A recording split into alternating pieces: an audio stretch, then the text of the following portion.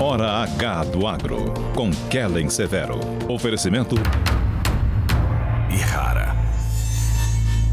Consórcio Massey Ferguson, a partir de R$ 1.470. Acesse cnmf.com.br. Olá, sejam muito bem-vindos ao Hora H do Agro, um programa onde discutimos e analisamos os temas que mais importam para o agronegócio brasileiro.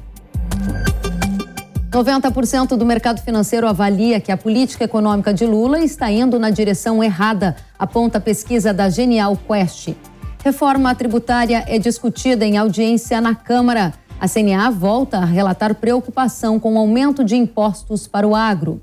Probabilidade de El Niño avança para 90% em 2023. Companhia Nacional de Abastecimento projeta safra recorde de grãos. Conab alerta que mês de maio será decisivo para a produtividade das lavouras do milho, segundo a safra. E mais, Brasil vai reavaliar acordo Mercosul e União Europeia. O ministro Vieira diz que o tratado possui brechas que podem prejudicar o país. Dólar de volta ao patamar de 4. No acumulado de 2023, o real já se valorizou cerca de 6,5%. Vamos analisar a tendência para o mercado de câmbio. Empresa brasileira do agro, Suzano, considera negociar em yuan. E mais, 2 semanas depois do presidente Lula demarcar áreas, agricultores do Rio Grande do Sul temem a perda da propriedade privada para áreas indígenas. Já no Congresso, parlamentares se articulam para frear as demarcações indígenas no governo Lula. Tudo isso e mais nesta edição que já está no ar. Uma pesquisa divulgada nesta semana pela Genial Quest revelou que 90% do mercado financeiro avalia que a política econômica do governo Lula está indo na direção errada, contra 10% que acreditam que está indo na direção certa. A pesquisa também indicou que 86% avaliam o governo Lula como negativo, 12% como regular e apenas 2% como positivo. Em comparação com a pesquisa realizada em março, houve uma ligeira redução da avaliação como ruim e um aumento da avaliação como regular. A pesquisa ouviu 92 gestores de fundos de investimentos com sede em São Paulo e Rio de Janeiro entre os dias 4 e 8 de maio. Para analisar a avaliação do governo e da política econômica, a gente recebe Michael Lopes Stuart, que é sócio-diretor da Arco Advice. Seja bem-vindo ao Jovem Pan News. Obrigado, Kellen. Prazer estar com vocês. Michael, o sentimento do mercado reflete o sentimento dos brasileiros? Como está indo a política econômica e o governo Lula? Olha, Kellen, a avaliação do mercado é a avaliação do mercado, né? A avaliação popular sobre política econômica é uma avaliação do que é sentido no dia a dia. Já a avaliação do mercado financeiro é um pouco diferente. Eu vejo como natural termos um sentimento negativo neste momento por algumas razões. Primeiro, o mercado financeiro tem como memória mais recente da atuação de um governo do Partido dos Trabalhadores, o governo da ex-presidente Dilma Rousseff, com políticas econômicas que foram bastante criticadas. Segundo, durante esse governo, nestes meses que tivemos, vimos embates políticos com o Banco Central, vimos uma tentativa de revisão de marcos importantes aprovados no Congresso, como o marco do saneamento, e depois vimos a reação do Legislativo em relação a isso. A ausência de política de enforcement no novo regime fiscal que foi enviado, questões levantadas sobre a Eletrobras, tudo isso ajuda a explicar um pouco dessa visão negativa do mercado financeiro em relação à atuação econômica do governo do presidente Lula neste início de governo. Você citou a ex-presidente Dilma e alguns dias atrás eu ouvi de um analista político dizendo que há um temor de parte dos brasileiros de que Lula esteja governando com uma cabeça muito semelhante à da Dilma. Esta é uma possibilidade? O que significa dizer mais risco de intervenção do governo nos mercados? Alguma coisa nessa direção? Olha, esse temor existe, mas eu não vejo como justificado neste momento. O Lula colocou bastante confiança na equipe econômica que tem conduzido esses temas, o posicionamento e o papel que o Legislativo, que o Congresso tem nesse momento de aprovações importantes é bastante diferente hoje do que era na época do governo da Dilma Rousseff, e o Lula, politicamente, tem um entendimento da importância do diálogo e da articulação política entre poder executivo e poder legislativo, que é muito diferente do que vimos nos anos do governo da Dilma. Então, eu entendo que existe esse temor e existem fatos que ajudam a reforçar isso, mas eu acho que não é justificado ter uma expectativa de uma atuação do governo Lula nos modelos do que foi o governo Dilma.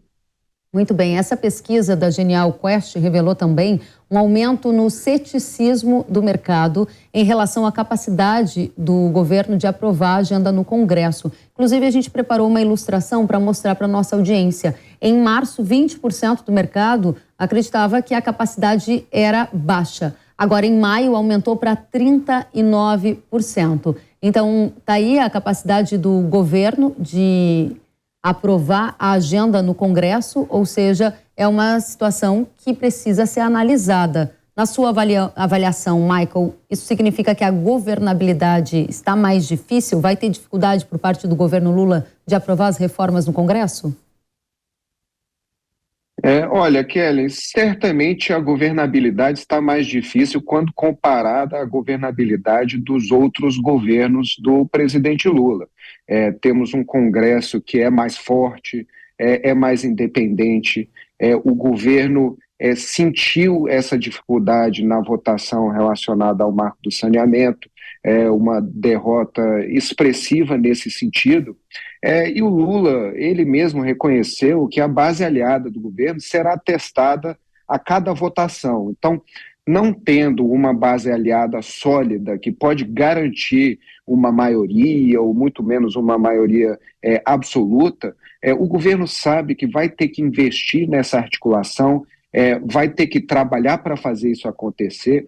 A liberação de emendas ajuda, mas não resolve esse problema. Então, o Congresso tem articulado novos recados para o governo, isso acontece diariamente, e no final das contas, o que eu acho, Kellen, é que cresce a pressão para que o Lula participe mais ativamente dessa articulação política. Então, dividir o seu tempo entre agenda internacional e articulação política, eu acho que tem deixado a desejar em relação ao envolvimento pessoal do presidente Lula com o Congresso. Tem muita gente que diz que nesses primeiros dias de governo ele viajou bastante, o presidente da República. E é verdade, né? No cenário internacional, a gente teve viagens para a Europa, para a Argentina e outras regiões. Inclusive, essa pesquisa da Genial Quest apontou que 60% do mercado acredita que a imagem do Lula piorou após as viagens dele à China, Portugal e Espanha. Você concorda?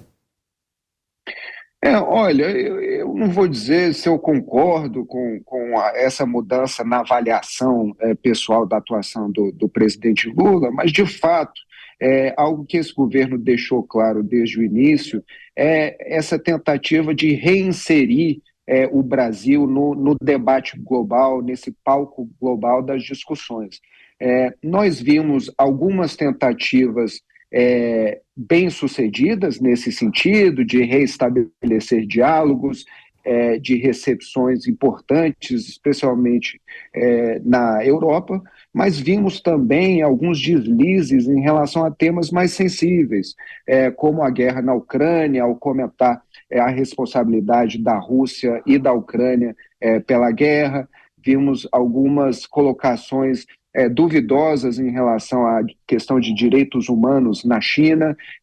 Esses são países e regiões que têm um impacto, como você bem sabe, muito forte para o setor do agro brasileiro. E existe um temor de que o Lula esteja, talvez, em descompasso com a narrativa ou as conversas globais em relação a esses temas. Então, existe essa vontade do governo de se reinserir nas discussões globais. Eu vejo isso como importante, porque o Brasil é um líder regional, é uma economia forte global, então esse é um movimento importante e necessário, mas será necessário fazer um ajuste, especialmente nas mensagens que são passadas para mercados internacionais, para investidores estrangeiros. Muito bem, esse ajuste nas mensagens é um ponto interessante para a gente analisar o acordo Mercosul-União Europeia. O Lula tem defendido que essa é uma prioridade para o governo, mas o ministro das Relações Exteriores,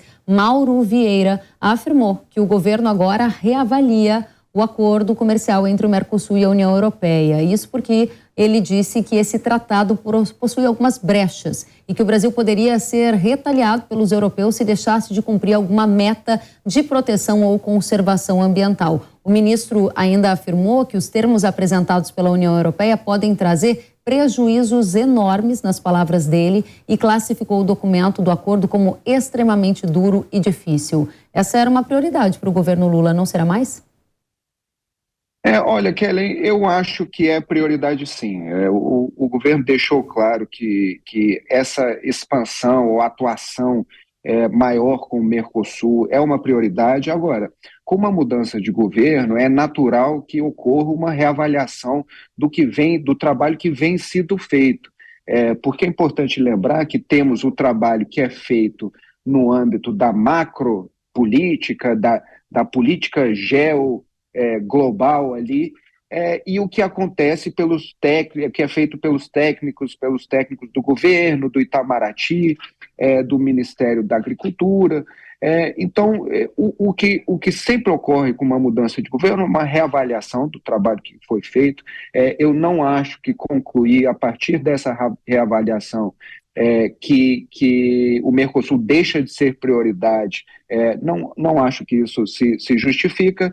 Agora, o que temos visto é que o Brasil fez sim uma repriorização dos organismos multilaterais aos quais vai se dedicar, e vemos um foco muito maior no BRICS, por exemplo, que inclui países como Rússia e China, importantes reuniões bilaterais anuais no âmbito desses encontros, e talvez um foco menor em questões como da OCDE, por exemplo.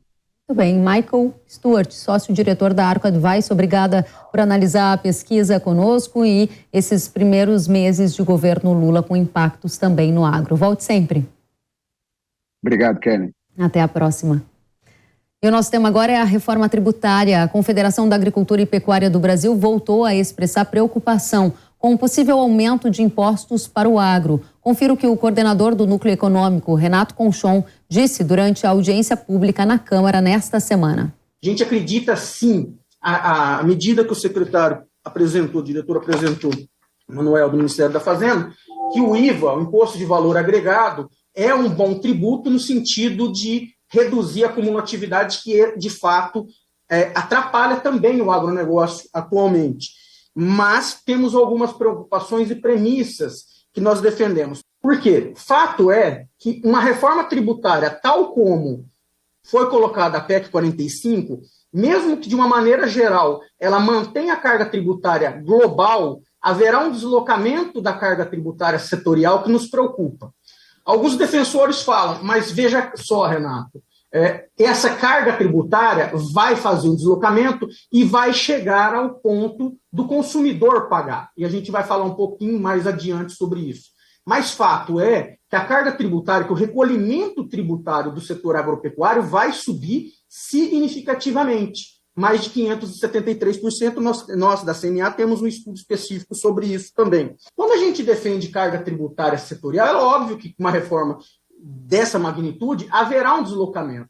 Então, portanto, a nossa preocupação é que não inviabilize cadeia. Não é gravado em pedra que o setor agro não quer pagar mais imposto. Óbvio que a gente, dentro desse novo contexto, sabemos que vai pagar mais. Mas a questão é não inviabilizar nenhum tipo de cadeia. E a reforma tributária também foi tema de debate em uma live organizada pela Associação Brasileira dos Supermercados. O secretário da Reforma Tributária, Bernard Api, foi convidado para esclarecer dúvidas sobre o texto. O presidente da bancada do Agro, Pedro Lupion, deputado Pedro Lupion, participou do debate e questionou a PIS se os insumos agropecuários poderiam ter aumento de impostos. Vamos acompanhar. O resultado vai ser um aumento das exportações brasileiras, aumento da competitividade das exportações brasileiras do agronegócio e um aumento da demanda de alimentos no mercado doméstico. O desenho político que se depende do trabalho do Ministério da Fazenda, esse é o ponto que nós queremos chegar. E espero convencê-lo de que isso vai ocorrer. Se melhora nas exportações e aumenta a demanda doméstica por alimentos, o setor vai ser beneficiado. E o dólar voltou a operar nesta semana abaixo de R$5. No acumulado de 2023, o real se valorizou cerca de 6,5% em relação à moeda norte-americana. O real é uma das moedas do mundo que mais subiu frente ao dólar. Para esta conversa, a gente recebe Pedro Paulo Silveira, economista. Seja muito bem-vindo, Pedro. Olá, Kelly, tudo bem? Obrigado pelo convite, é um prazer estar aqui com você de novo. Da mesma forma, é muito bom recebê-lo, especialmente para tratar desse tema que interessa a nossa audiência demais. Novo patamar do dólar, a partir de agora, é na casa dos 4 e não mais na casa dos 5, como a gente se acostumou a ver? Acho que mais perto dos 5 do que dos 4, né? Mais perto dos 500 do que 400. Eu acho que esse momento é bastante favorável para as commodities brasileiras, né? Apesar da queda dos preços que a gente viu recentemente, nas últimas semanas, o ambiente ainda é muito favorável. Isso ajudou a colocar o saldo da balança comercial num patamar muito confortável para o Brasil.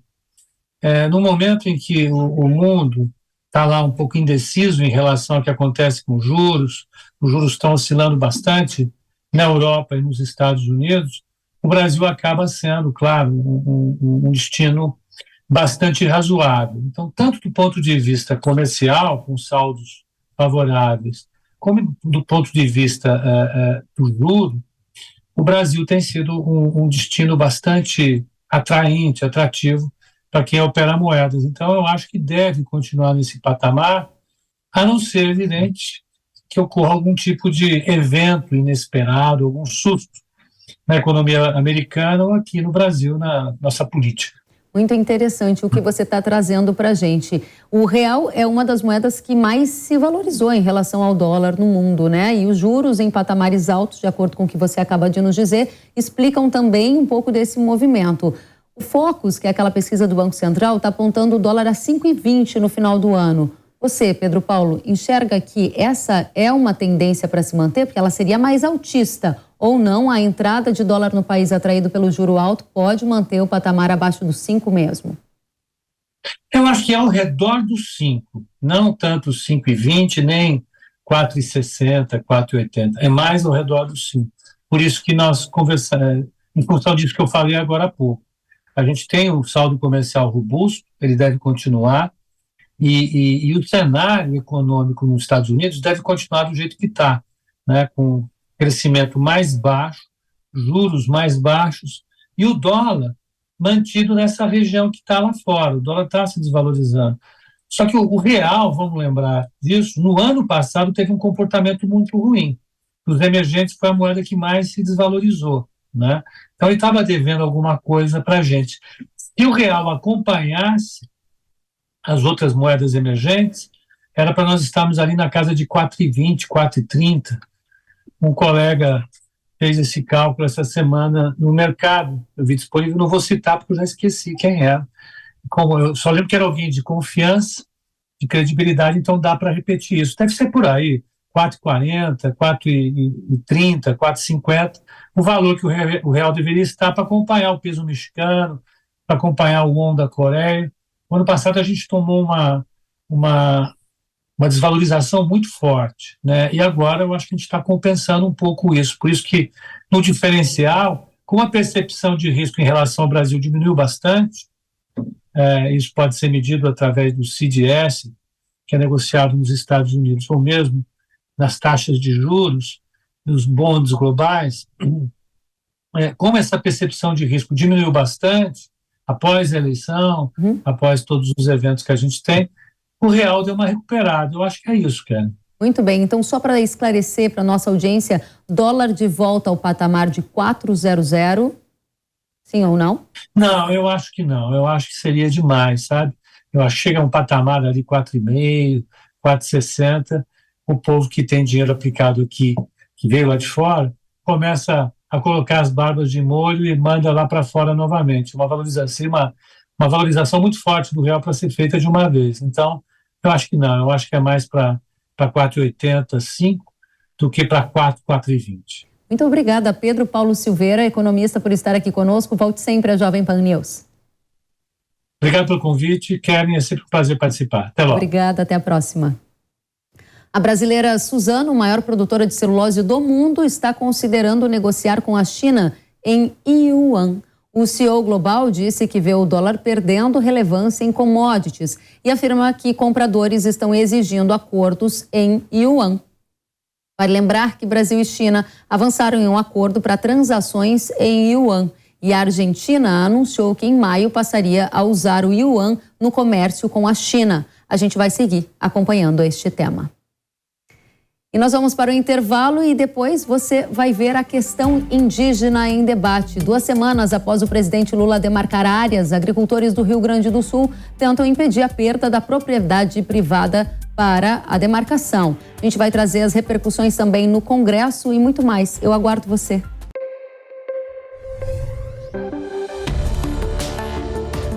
O agro, setor que movimenta a economia brasileira, gerando renda, emprego e oportunidades para toda a população. Hora H do Agro, com Kellen Severo. Seu bebê acorda muitas vezes durante a noite? Isso pode acontecer por diversos fatores. Por exemplo, ter uma rotina bagunçada, questões comportamentais e até mesmo emocionais.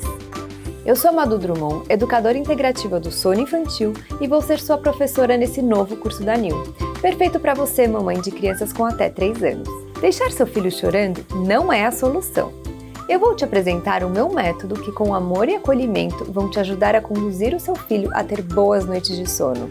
Também vamos focar em você, mãe, que está exausta pelas noites mal dormidas e merece voltar a ter qualidade de vida. Acesse agora nilcursos.com.br, faça seu cadastro e conquiste boas noites de sono para sua família.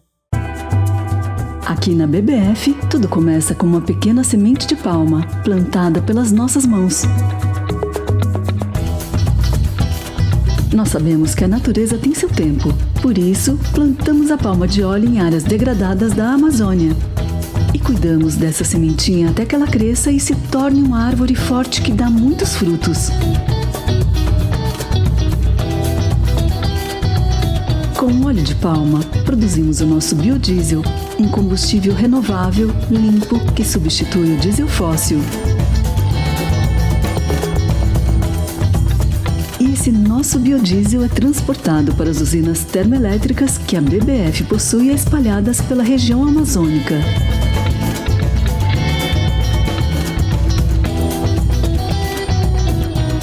E por fim, é utilizado para gerar energia elétrica limpa e renovável para atender mais de 140 mil pessoas na região. Uma energia que une desenvolvimento socioeconômico com preservação ambiental. E assim são todos os dias aqui na BBF. Nosso propósito é descarbonizar a Amazônia, gerando energia elétrica limpa, empregos, renda e preservação ambiental. Grupo BBF. Há 15 anos é do Brasil. Precisando de uma nova máquina para aumentar a sua produtividade? Aqui no Consórcio Nacional Massey Ferguson lançamos o Grupo 377. Com ele vem vários benefícios exclusivos para você, como planos em até 10 anos para pagar, sem juros, sem taxa de adesão e parcelas reduzidas a partir de R$ 1.470. Aproveite e procure a rede de concessionárias Massey Ferguson. Quer saber mais? Acesse www.cnmf.com.br ou entre em contato pelo WhatsApp 11 9 3016 0316.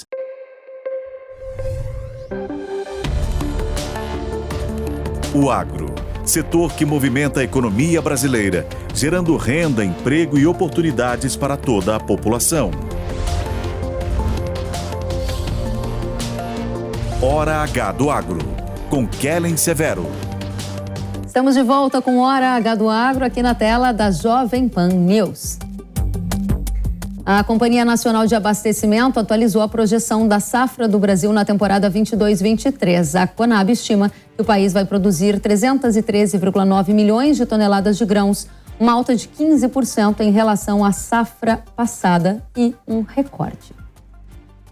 Esse resultado é puxado pela produção de soja no Brasil, que essa soja já foi colhida, né? A safra é projetada em 154,8 milhões de toneladas, uma alta de 23% em relação à temporada passada e é o maior volume da história. Outra cultura que pode ter produção recorde é o milho, segundo a safra. A Conab estima uma produção de 96,1 milhões de toneladas, mas com uma ressalva. As condições climáticas serão essenciais neste mês de maio para a projeção se concretizar. A produção total de milho, que leva em conta a primeira, a segunda e a terceira safra, é estimada em 125,5 milhões de toneladas. A Agência de Clima dos Estados Unidos, conhecida como NOAA, elevou a probabilidade de ocorrência do fenômeno climático El Niño em 2023. Na previsão do mês passado, a chance de ocorrência do fenômeno entre os meses de maio e julho era de 60%. Agora, essa chance subiu para mais de 80%. Você também pode acompanhar que ao longo dos próximos meses, a chance aumenta para mais de 90%. A agência climática indica que o El Niño provavelmente se formará de maio a julho e vai continuar no verão do hemisfério sul. A NOAA revela também que no fim do ano há 80% de chance de um El Niño de intensidade moderada e 55% de um El Niño de intensidade forte. Vamos saber o que isso significa na prática com a meteorologista da Notus, Desirê Brant. Seja muito bem-vinda, Desirê. Obrigada, Kellen. Obrigada também a todos que nos acompanham. Desirê, diga pra gente, teve um salto na probabilidade de ocorrência de El Niño. Isso confirma que o fenômeno vai mesmo acontecer? A partir de quando sentiremos os primeiros efeitos? Olha, Kellen, já é um fato que a gente tem o Pacífico Equatorial mais quente. A superfície do mar já está com anomalia que ainda não configura um El Niño, mas quando a gente olha para águas mais profundas, é possível identificar algumas parcelas de água quente que ainda vão ressurgir no decorrer das próximas semanas. Isso, ao menos, deve trazer uma manutenção dessa água mais quente. E, de acordo com as expectativas de diversos modelos internacionais, é praticamente certo de que teremos um El Niño. Agora, a grande questão é saber com qual intensidade a gente vai ter o fenômeno. Por enquanto, de acordo com o consenso do NOAA, a expectativa é de um El Niño de fraco a, no máximo, moderado, por enquanto, né? Isso porque ainda temos outros fatores da atmosfera que podem dificultar a formação desse fenômeno, como, por exemplo, a oscilação decadal do Pacífico. Ela ainda está bem negativa e esse valor muito importante de -3 de anomalia acaba dificultando a formação do fenômeno. Bom, como eu falei, essa probabilidade aumentando, ela significa aumentar a chance da formação, mas ainda ela não dá o cenário do quão forte ele deve ser. De qualquer forma, Kellen, forte ou fraco, a gente já tem esse aquecimento e os modelos de previsão de chuva já estão reagindo a esse aquecimento. De que forma? Aumentando a chuva para o centro e sul do Brasil a partir do meio do ano, principalmente, né? Alguns mapas até de previsão, modelo europeu, modelo norte-americano, já sinalizando essa chuva que pode ficar acima da média para o centro e sul do Brasil, inclusive dentro do nosso período seco aqui no Brasil central. Não vai ser algo muito expressivo, não é uma anomalia muito forte, mas existe essa possibilidade aí de ser um inverno um pouquinho mais úmido no centro do Brasil. Interessante, Desirê. Eu sei que você preparou várias artes, eu vou pedir para a produção ir direto para a nossa segunda rodada, porque a gente quer saber isso na prática, né? Onde chove menos, onde chove mais. Conta pra gente como serão os meses de maio, junho, julho, Desirê. Olha, maio, por enquanto, ainda não deve sentir os efeitos desse aquecimento em relação à chuva. De qualquer forma, há uma expectativa aí, pelo menos para o Rio Grande do Sul, de uma chuva acima da média. Rio Grande do Sul, tá? Agora, Santa Catarina e Paraná, não é que vai deixar de chover, mas não atinge a média histórica. Agora, observem que para o Sudeste e para o Centro-Oeste, essa redução na chuva agora em maio é algo muito natural para a época do ano. A gente está de olho no decorrer do nosso período seco, né, no centro do Brasil. Aí sim, sim a gente começa a observar alguns pontinhos de anomalia positiva, principalmente no mês de julho, agosto, né? E aí sim a gente já associa essa anomalia positiva nestas áreas entre julho, agosto, até mesmo setembro, ao aquecimento do Pacífico, sendo ele El Niño, né, clássico ou não, ou forte ou fraco. O aquecimento, de qualquer maneira, vai trazer essa consequência em relação à distribuição de chuva no Brasil. Ou seja, para a gente fechar, basicamente o que você está chamando a atenção da nossa audiência é que o El Niño deve aumentar a possibilidade de chuvas, áreas do sul, como já é um pouquinho esperado, mas o diferencial vai ficar para a região do centro, que pode receber mais chuva do que normalmente receberia no inverno. Trocando em miúdos, para a safra agrícola parece ser muito bom.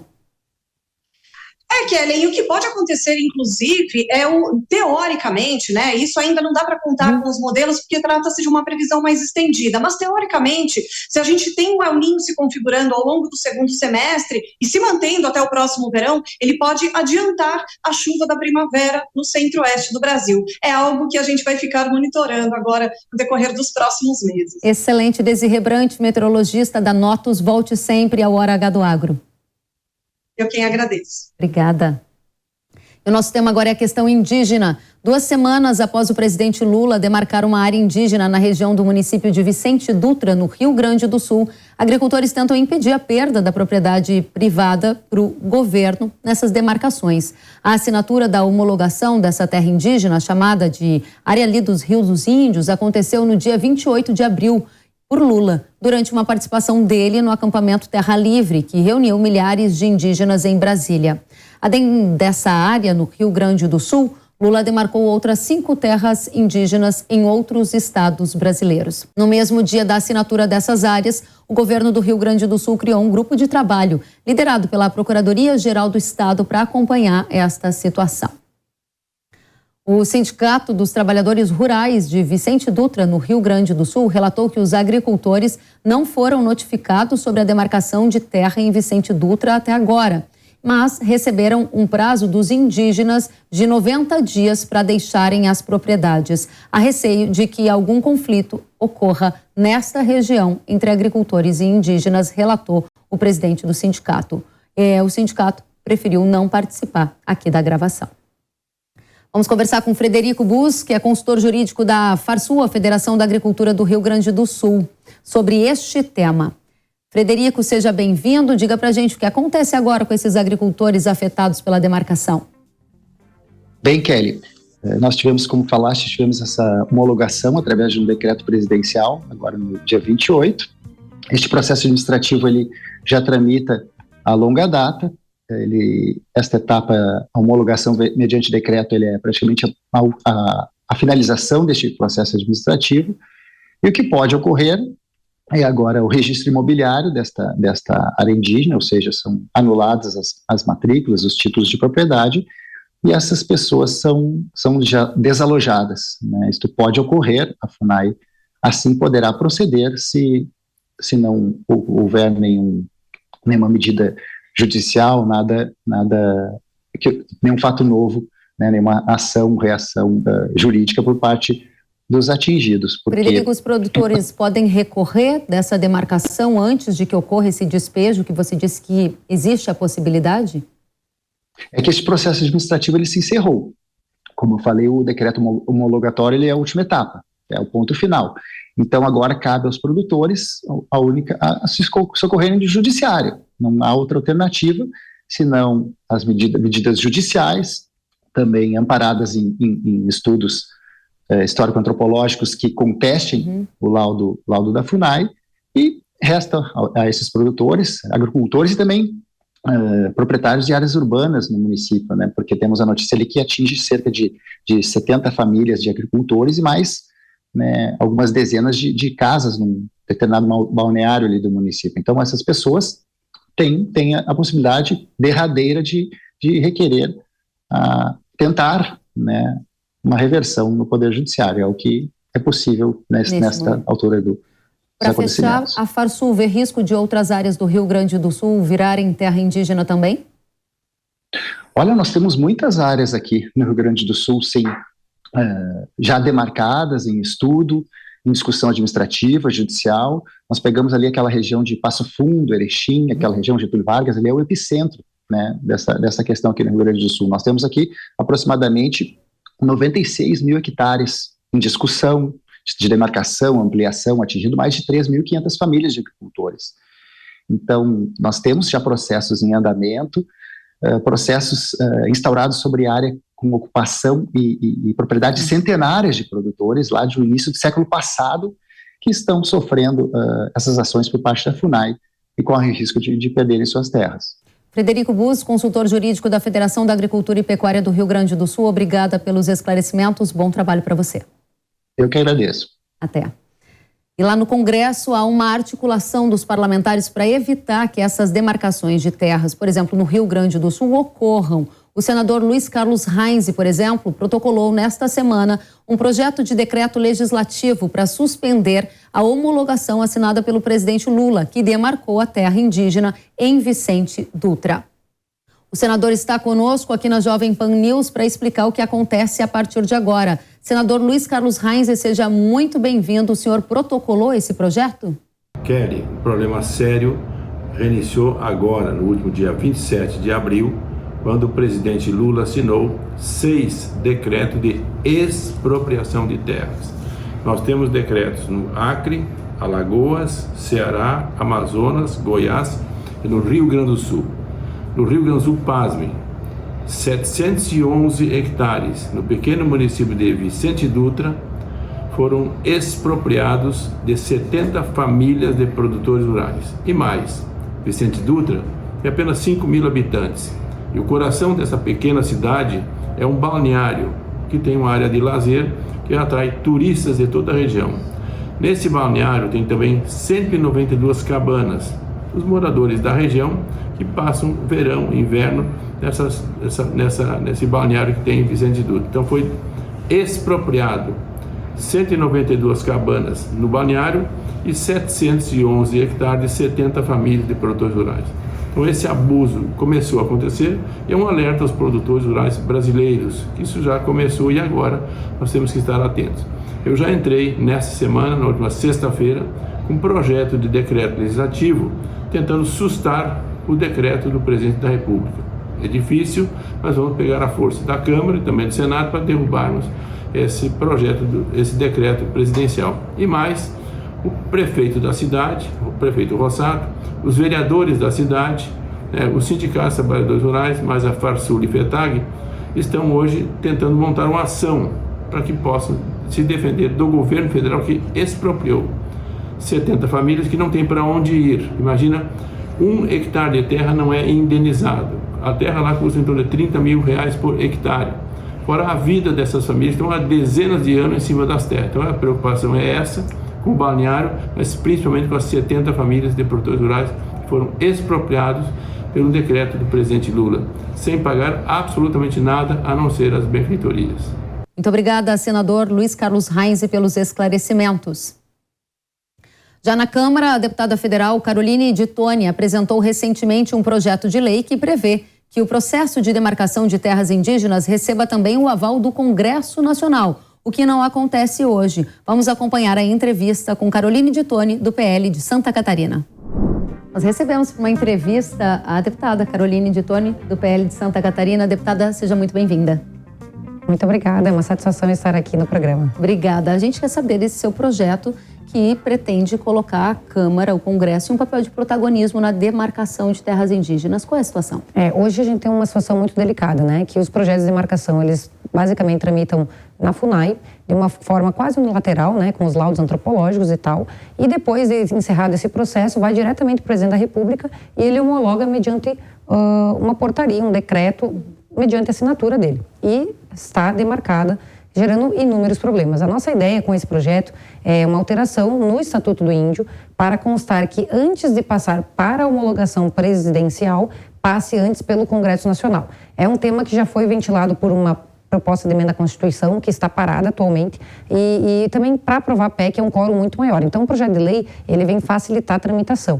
E também, a gente, além de ter protocolado, eu pedi o apensamento desse projeto ao PL 490, que é para fazer com que o marco temporal seja finalmente respeitado no Brasil. É um projeto também que está para ser pautado nas próximas semanas na Câmara Federal, tendo em vista que a ministra Rosa Weber marcou agora para o próximo mês, né, de junho, essa relativização do marco temporal que tem deixado os nossos agricultores tão preocupados, né? Muito bem, então o Congresso teria um papel muito importante, seja com a sua iniciativa, seja com a discussão para o PL do marco temporal que avança no Congresso. Minha pergunta é, senhora de Santa Catarina, qual é o sentimento e a situação dos agricultores? Eu soube que houve uma audiência pública lá que reuniu milhares de agricultores. Sim, mais de 1.000 pessoas nessa audiência pública, numa cidade que é Saudades e Cunhaporã, que nunca tiveram aldeia indígena e tiveram esse processo demarcatório com base no laudo antropológico que foi totalmente questionado na justiça e derrubaram esse laudo do governo.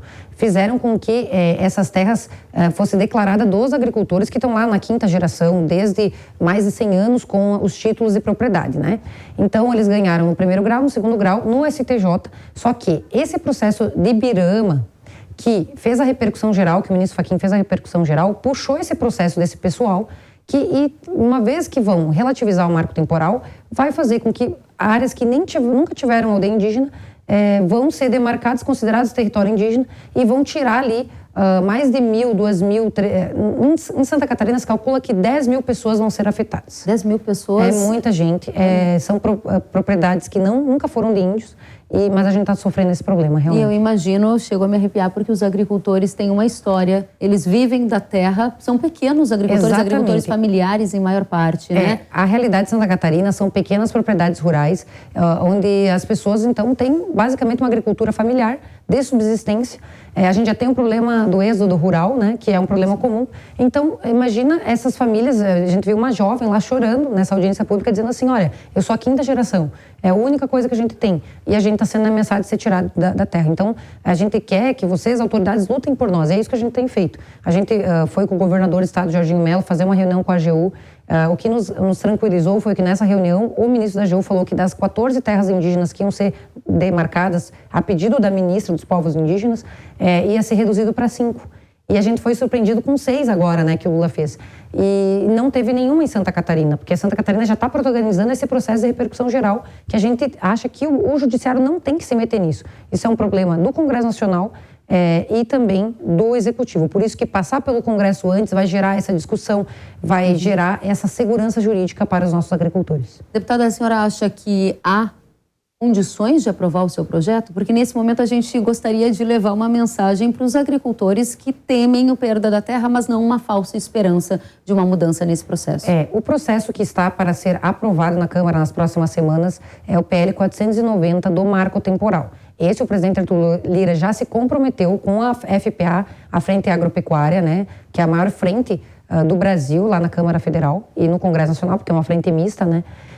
Ele já se comprometeu em pautar. Então, nós vamos aprovar nas próximas semanas na Câmara, dando um recado para o Supremo Tribunal Federal, dizendo assim, olha, o Congresso Nacional quer o marco temporal, a sociedade brasileira quer o marco temporal, então um recado para que eles parem esse julgamento e respeitem realmente o direito dos agricultores. Alguma interlocução entre o Congresso e o Judiciário, os ministros do STF? Porque nós reportamos aqui na Jovem Pan, inclusive alguns desses ministros juntos com algumas comunidades indígenas. Ao mesmo tempo, há agricultores tentando uma aproximação com os ministros para trazer uma outra realidade. O Congresso está conseguindo dialogar com ministros do STF sobre esse tema? Então, o nosso presidente da frente, o Pedro Lupion, ele foi conversar várias vezes com os ministros e com a ministra Rosa Weber, mas ela adotou isso como uma causa da vida dela antes de sair do tribunal. Então, se alguém pedir vista nesse julgamento, por exemplo, ela vai proferir o voto para ela garantir de que vai relativizar o marco temporal. Então, nós estamos tendo um problema muito grande de um comprometimento de boa parte dos ministros do Supremo quererem essa relativização. Agora, relativizar o marco temporal, que é uma disposição constitucional, né?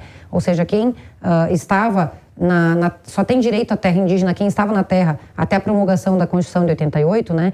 Se a gente tira esse parâmetro seguro, a gente pode voltar até 1500, a gente pode invadir as áreas urbanas. Quem que garante que não vai ser relativizado não só o direito dessas pessoas que estão na justiça, mas de todos os brasileiros?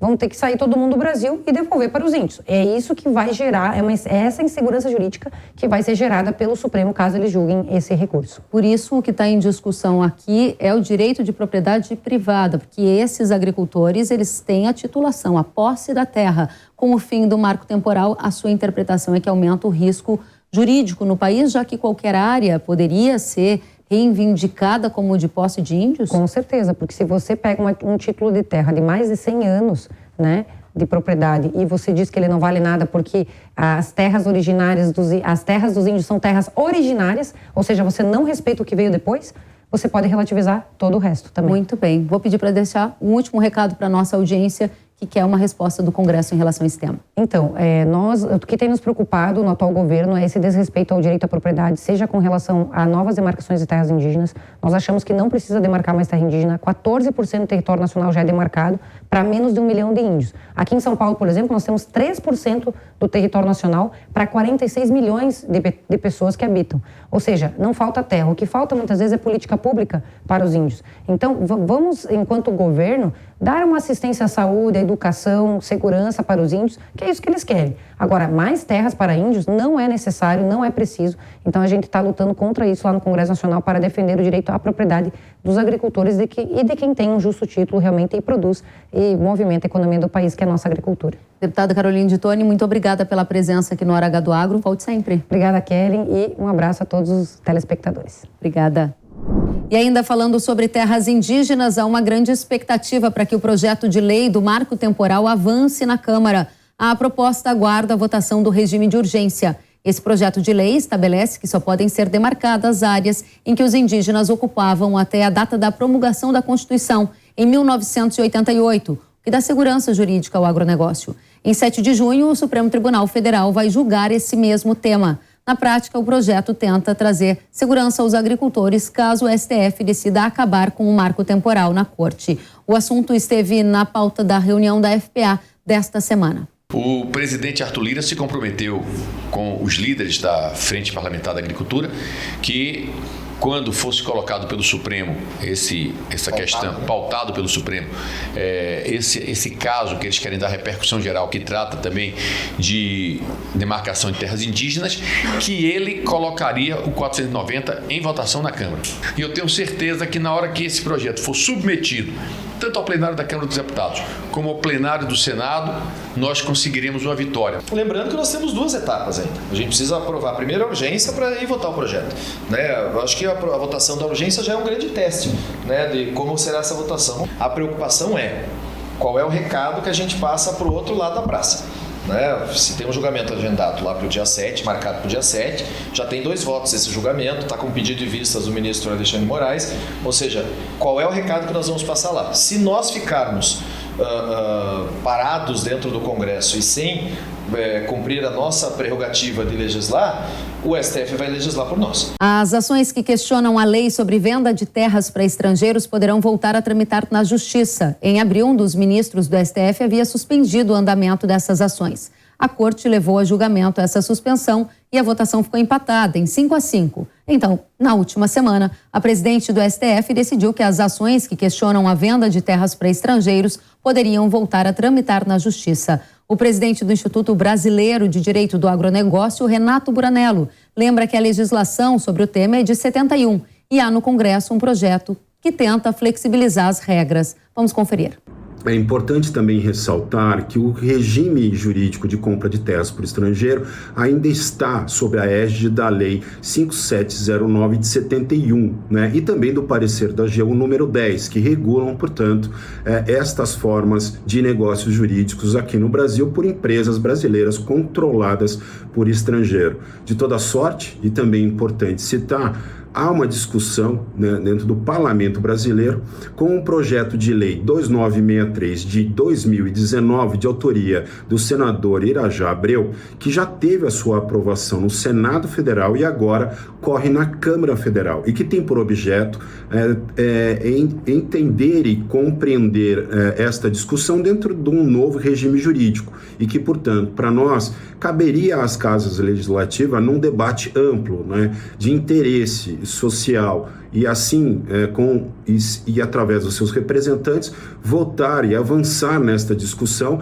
com as alterações necessárias ao projeto, mas que pudéssemos ter uma legislação mais atual, mais adequada ao novo contexto do agronegócio, sem, é claro, abrir mão de certas seguranças, certas restrições necessárias a esse tipo de negócio jurídico entabulado aqui no Brasil, ainda que por empresas estrangeiras ou aquelas nacionais controladas por estrangeiros.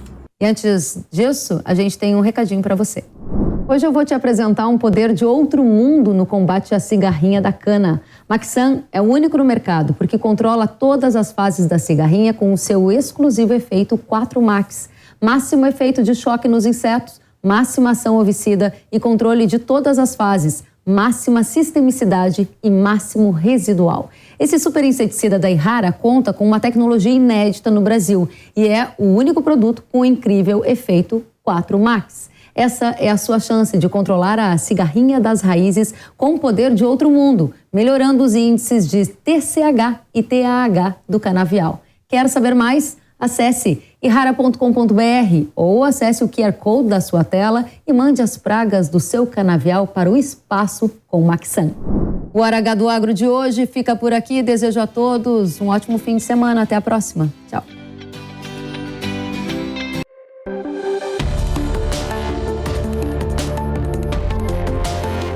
Hora H do Agro, com Kellen Severo. Oferecimento Ihara. Consórcio Massey Ferguson, a partir de R$ 1.470. Acesse cnmf.com.br. Realização Jovem Pan News.